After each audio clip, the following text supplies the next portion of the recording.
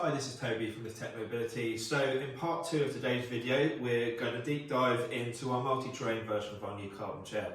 So in part 1, we showed you around our new carbon FS. Remember, FS stands for flat surface. At LITH-TECH, we like to call a spade, like I always say. We're very straight talking. Small wheeled wheelchairs are designed for flat surfaces only. They're not multi-terrain chairs. So all these companies claiming that they've got the lightest wheelchairs in the world, which are multi-terrain, basically it's overhyped, it's overselling, it's complete and utter nonsense. So basically, long story short, we brought out a genuine multi-terrain chair, so there's no such thing as a small-wheeled multi-terrain chair.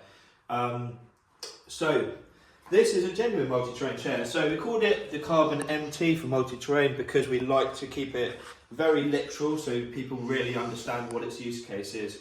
So you've got 12.5-inch solid rubber tyres at the back. You always want rubber tyres. All the budget chairs you'll see have got what's called PU. PU is polyurethane. It's basically a rubbery plastic composite. The advantages of rubber is 1, it's grippier, 2, it's harder wearing, 3, it will last far longer. Yes, it costs more, but it's going to last you the lifetime of your chair and you'll never have to replace it. We've got 8-inch upgraded wheels at the front, so these are nice and spongy, wide surface area. And these are taken straight from our Smart Chair X, which is our flagship multi-terrain chair.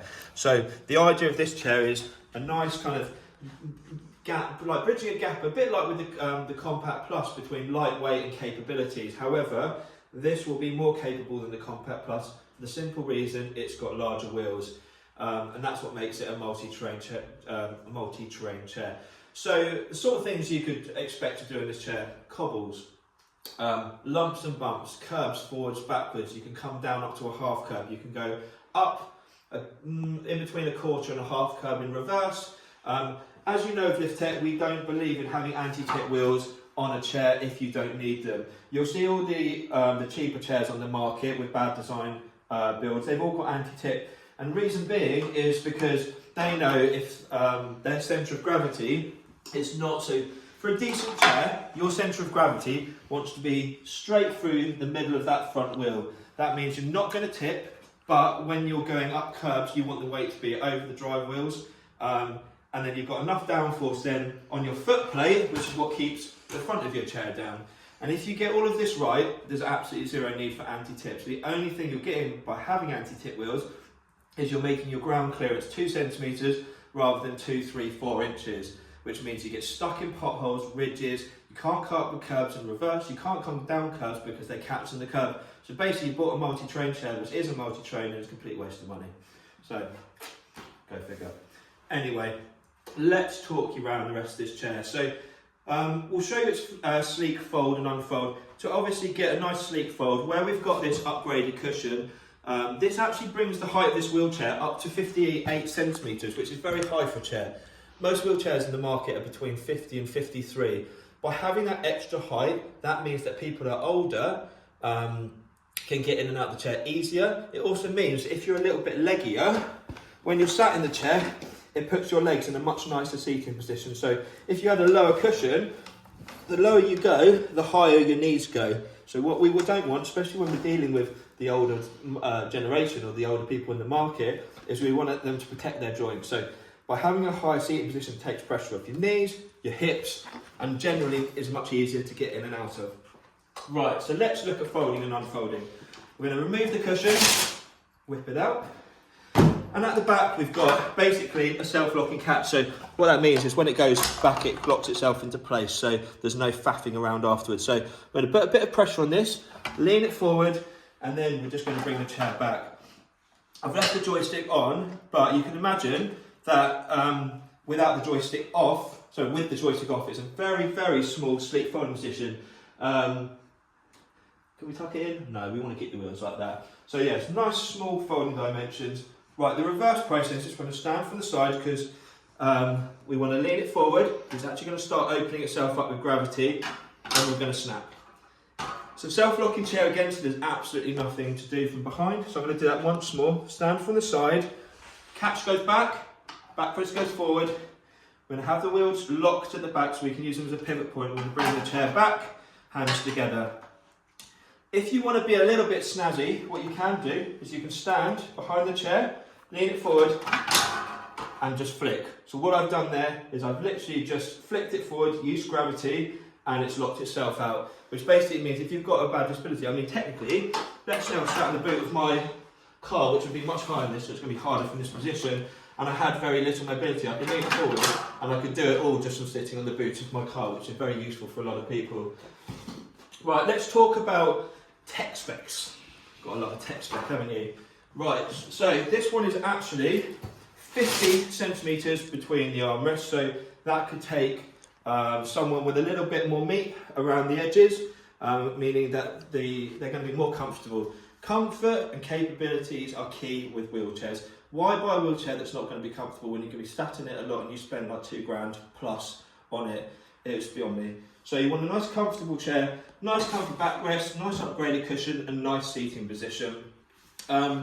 Wheel arch to wheel arch, we are at 59 centimetres. And also armrest to armrest, we're at 59. It actually goes to 60 at the edge of the joystick. So that's what you know your maximum kind of going through a doorway or through something that's very narrow would be, and your folding dimensions as well. Weight wise, we're at let me get this right, 17 kilo, no we're not, that's a lie. We're at 20 kilos, sorry, getting confused with that chair. We're at 20 kilos without the battery, and I'm not going to take the cushion out, but I'll show you how easy it is to remove the battery. So if we come around this side, it's literally a case of lift up, and it just slides in and out. So this battery weighs 1.5 kilos, it can be charged from here, or it can be charged on the chair through the portal in the joystick. So we put the battery back in, and just line it up with the rails and slot back in. So yeah, 20 without battery, 23 with. The reason why you can't reduce weight anymore, like I touched on in the first video, is the heaviest part of a wheelchair is your motors at the back. So your motors are going to weigh about 5 kilos each. So you've got 5, 10. So just between two motors, you're already at 10 kilos, and then the rest of the chair makes up the other 10.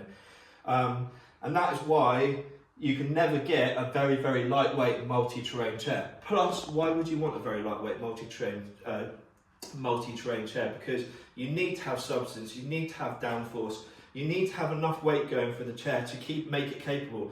That's why lightweight chairs like that will never be capable, because they're too light. People are so obsessed with getting such a lightweight chair that they don't even think about what's going to be suitable for them. Is the chair going to be capable for me? Is it going to do everything I need it to do? Can I go up curbs? Can I hold a camber on a crappy UK pavement? Which, let's face it, they all are. That's why it is so important to match the right user to the right chair. If someone was going to say, yeah, I live in a flat in the middle of London and I don't rely on a car, but I have to go everywhere by my chair to go to the shops, whatever, I'll be like, okay, well, this person needs to go on pavements. They're going to be undulated, there's going to be dips, there could be tree roots in it. They might need to go up and down curbs to get to the next street. So straight away, I'm like, you are in multi-terrain chair territory straight away. Anyone to sell you a lightweight chair doing that is an irresponsible seller, because it'd be dangerous. We've got 250 watt brushless motors, premium brushless motors on these. They're super, super quiet, super free running. You'll know the difference between a good chair and a bad chair. If you go to a mobility shop and you roll it, and it can't go at least that far or half as far, but it goes maybe a few feet, you know it's fitted with brushless motors. The biggest bane of my bloody life at the moment is there's one company based in Birmingham, and you know exactly who you are, and you're listing all of your wheelchairs, or most of them, saying they're brushless motors when they're brushed. £1,000 chair will not come with brushless motors, so stop lying in your specs, man up, otherwise you'll be going to training standards. Anyway, rant over. So yeah, these brushless motors, down is engaged, up is disengaged. So that's how easy it is to put the chair into electric and freewheel mode. So we touched on the back wheels, 12.5, 8-inch on the front, sleek fold, intelligent joystick system. So on, and then what happens, we've got 5 different gears. So it's basically your gearing is like a speed. So 1, 2, 3, 4, 5. Your battery bar's here, your speed's here, and it's a bit of a funky horn. I'm not quite sure how I feel about this. Some people are going to love it, some people are going to not love it quite so much, but it does the job. So You know when you've got a good chair because you've got a joystick which sends a signal all the way down to your controller unit, which is the brain, the ECU, and the ECU then tells the motors what to do. If a wheelchair is not fitted with one of these and it's just got a joystick which sends a signal to the motors, avoid it like the plague, because it basically means that it's got brush motors, not brushless, it's not intelligent, response and reaction time will be rubbish, and you're basically buying what's called a budget chair, and you want to stay clear from that really. Obviously, if money is an issue and you really can't afford anything more, then something is much better than nothing, and it will give you some sort of freedom, but probably better just on flat surfaces. Right, different ways to get in and out of this chair. So if I was me just had an age-related, you know, I was just getting a bit older, my legs weren't working quite so well, I don't really want to walk for big long durations, so I could still technically park my legs over the foot plate, find the armrest, sit down, put my legs on the foot plate. If I need to get a bit closer because my disability, let's say I've got MS and my legs don't work too well, I want to get as close to this wheelchair as physically possible. This will also help with people with MS and things like that, or that any sort of muscle wasting, maybe fibromyalgia or something like that. You want to get as close to the chair as possible, back on into it, find the armrest, sit down, and then you can flip the foot plate down. And that, for me, is a pretty decent seating position, to be fair. I'm 5'10", 14 stone. My body's come in nice neutral positions, all the right angles. My knees aren't too high. It's more of a drawn out seating position. You can also bring these armrests up and all the way back. So there's two advantages. So I'm going to use this butterfly clip up for up, down for down. So there's two advantages with having a chair as this armrest can go up and back. One is you can go underneath a table for eating, drinking, working and staying in the chair. Two, you can use it for getting in and out from different angles. So you can either come in directly from the side, find the armrest, you've got a nice something to hold on to, nice bit of support, that's a better word. And then we can swivel ourselves round and bring the armrest down. Another nice way that I like is actually coming in from like the 3/4 angle or the 1/4 angle, and then it's just a simple swivel and your armrest can come down. Difference between a budget carbon fibre chair or a lot of the other ones that are on the market is the build quality. So this is proper high grade carbon fibre. You know if it's good or bad carbon fibre because low grade carbon fibre will flex a lot. Plasticky carbon fibre will be very rigid but very brittle.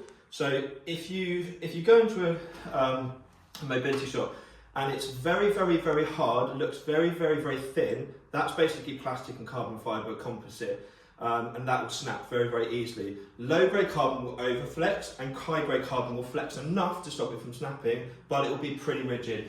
So I have every faith I can push my whole body weight down on this chair and the chair will literally not move, and because it's a good quality chair. Literally when I was finding both the two, because I know I'm not a fan of carbon because people buy carbon fibre chairs for completely the wrong reasons. They buy it simply because they're looking for the lightest possible chair for their partner to live. You shouldn't be thinking about your partner when you're buying a chair, you should be thinking about yourself. It's the wheelchair for you that is going to change your life. It's for your disabilities to give you freedom, give you legs, and then you should be working out then how do I get into the car. Not, oh well, I'm 18 stone and I want to use it outside, but I need it to make sure my partner can lift it, so you go for a chair which then it's completely unsuitable for you, it won't be comfortable, it'd be completely dangerous. But yeah, my partner can lift it. I mean, that's not the idea of it. Anyway, let's go outside and have some fun. Another good idea, a good thing with free wheel mode actually, whilst we're doing it, is you can walk behind it, use it like a walk or a stroller. When you're then tired, you go tap, tap, sit in it and use it like a wheelchair. Alternatively, if you want, and you've gone out to dinner, to a restaurant, you could whack into free wheel mode where you're eating there or whatever, you can stick it in the corner like that. If I had to open the door, I can spin it round and I can turn it from the foot plate. So to have a chair with good free wheel mode is super, super important because it really does open up doors. Also, if you've got a big wheeled wheelchair like this and you decide that, yeah, I want it because it's life when I go out with friends and families, but my husband still struggles to lift it, a big wheeled wheelchair with brushless motors is going to go up a set of ramps Much easier than a small wheelchair, or much easier with a chair with brush motors. So even this up ramps is far, far easier. Right. Right, so I've whacked into electric mode. I've turned it on. Remember, we turn it on from here. So you've got two white arrows here. This isn't actually done up fully, so I'm just going to twist that to make a secure connection. If I did want to release this, all I would do is twist and pull, or push and twist. Same with the joystick. If I want it out, I can twist and then lock it into place. So I'm going to have it a bit further away from me, and have my foot plate down. I'm going to turn it on. I'm going to stick it in gear level 3, which is a nice kind of pace, maybe gear level 2, and we're going to continue our journey. I won't go too fast, Mr. Cameraman, because he needs to be able to follow me, keep up with me. In fact, that's probably a bit fast. So I've got my nice V-shaped grip. I'm comfortable, I'm feeling safe and steady, and we're going to basically head out. We're going to do some nasties. So with this chair, we're going to do maybe a teeny bit of grass. We're going to go up over lumps and bumps. We're going to do some cobbles. We'll do a camber. We'll do a really hard pavement with a camber, dips, grit, drains, potholes, because this time round we're showing it's not a flat surface chair, it's a multi-terrain chair, and the people that want that little bit more from their chair would go for this chair rather than the lighter version, which is for flat surfaces. So when you're taking lumps and bumps, you want to be dead square, slow and steady, front wheels hit at the same time, then followed by your back two wheels, and that's an absolute breeze. We're going to go across the road and we're going to do a few cobbles. Same again, just even like with the flat surface, this should be an absolute breeze. So, same again, and you'll get the same thing. It's always dead square. Let the wheelchair do the work for you. Good turning circle. Same again, straight over. Didn't really feel that. So like I said in the last video, this chair will be perfect for something like a day out in Bournemouth. You know, you've got some dodgy pavements, which, you know, because you're doing a little bit of shopping in the town, you can go up the cambers and the curbs and things like that. But then you take it to the beach promenade, and you're nice and comfortable, you're nice and relaxed, you're with your friends and family, you've got your ice cream in this hand, and you're just having a really good day out. Because you've got a chair that's light enough for your friends and family or your partner to lift, but you've got the capabilities to not have any massive restrictions. So I'm going to do this drop curb first. When we do a drop curb, we basically want to pulse up towards it. The end, and it's fine if you're leaning forward to see where it is, but when you actually go to take the curb, you want to be leant backwards, because you want the weight of the user to go straight through the rear wheels. Okay, my front wheel is going to dig in, gently climb, and then we're going to spin ourselves around because we want to come off square, and then we're going to come off down square on the way down. Right, I'm going to have a little go at doing the camber now. So, okay, so I'm going to cross steer across this, and this is going to keep me going where I want to go. So because it's got the big wheels, I'm not even really struggling at all, like I did a little bit with the smaller wheels. Wheel carbon fibre chair in the last video, which still did it quite happily, but this one was an absolute breeze. I wasn't even really getting pulled with this one. It's holding its own very, very well. Same with this. We'll whip it round. We need to gain the height. Remember, always come down your curbs and stuff forward. So, and square. So, oh, right. Let's go over, and we're going to do probably it's max curb climb forward, and then we'll do a max curb climb in reverse. Well, not a max curb climb, but we'll do a curb in reverse. So I'm going to stop this here so to talk about the principle of curbs. If you've got a multi-terrain wheelchair, general rule of thumb is, I'd say, a quarter of this size wheel is your maximum curb climb. So if you were to split that into 4 separate quarters, that is your max curb climb. That roughly equates to a good sized quarter curb. If you need to do anything more, remember, this wheel at the back is much bigger, so your quarter of that size is about there. That equates to almost a half curb. Because it's carbon, I probably wouldn't be doing a full half curb in reverse. You could do pretty close, somewhere in between a good sized quarter and a half. So let's slam it in reverse. Front wheels are going to spin, and then we're going to pulse backwards. The reason why we pulse is because it's quite sensitive. We don't want to overshoot. We want to keep it as square as possible. Once we get to about a foot away, we're going to brace ourselves, we're going to get the pincer grip, and we're going to pull the joystick straight back down the middle of the armrest. Back wheel's going to hit, and the front wheels are then going to follow. So what I'm going to do now is I'm going to freewheel mode this chair along this pavement, because we're going to talk about the principles of how to do a dangerous, uneven pavement the safest way. So the safest place always on any pavement is to be 3/4 of the way up it. Reason being, if I start 3/4 of the way up the pavement and my front wheels go, we end up here. If I start at the bottom of the pavement and my front wheels go with the camber, we end up in the road. So obviously we want to be not ending up in the road. Also, the only time that this changes, do you see we've got a dip there by that first drain and a dip by that second drain? If I was to stay 3/4 of the way up this pavement, what you're actually doing is you're hitting a camber within the dip by itself, which is going to whisk my wheels off even faster. So what you have to do, especially when you've got lightweight chairs like any carbon fibre chairs, you have to go down and you have to go up through the middle of the dip, down, up through the middle of the dip, and then you can make your way to 3/4 of the way up. So what I'm going to do now is I'm going to whack myself into electric mode and show you how you would ride a dangerous, uneven pavement with drains, potholes, loose grip, loose gravel, basically the whole shebang. Speed level 2 or gear 2 is a good one for cambered. Reason being, you've got enough oomph to tell the motors what to do, but it's slow and safe enough for you to have control of the joystick. So I'm going to start off low. I'm going to go down through the middle of this gap. I'm going to go through the middle of this one, and then I'm going to make my way up a little bit higher, and we're going to try and hold roughly 3/4 of this pavement. Should be able to just drive through. Should hold this quite well. I found my sweet spot, and it's actually holding this very, very easily.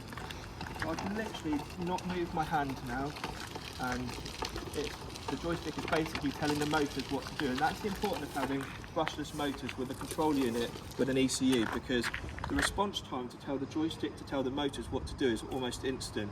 If you've got a budget chair with brushless motors, I would probably have been in the road a number of times going down that quite challenging pavement. Right, so which way is the sun? So we have the camera behind the sun. So just in closing, the type of person that's going to be buying this chair is couples that maybe want to be using it for days out, and he can still lift but wants a lightweight chair for his partner, people for cruises, pubs, restaurants, shopping centres, but you have the beauty with the MT, because it's multi-train, remember, because of the bigger wheels, being able to use this in your parks, down UK pavements, through London, country parks and grass, if you've got a county fair or something else like that. So this is literally where lightweight meets capabilities, and if you've got the money and you want a chair that can kind of do everything but with keeping the weight down, there's no reason why you wouldn't go for something like the Carbon MT, because it really is a game changer, and it's like one of the first types of chair introduced into not just the UK market but also the world. So I hope you enjoyed the video and you found it informative and educational, and I'll see you on the next one. Please like and subscribe.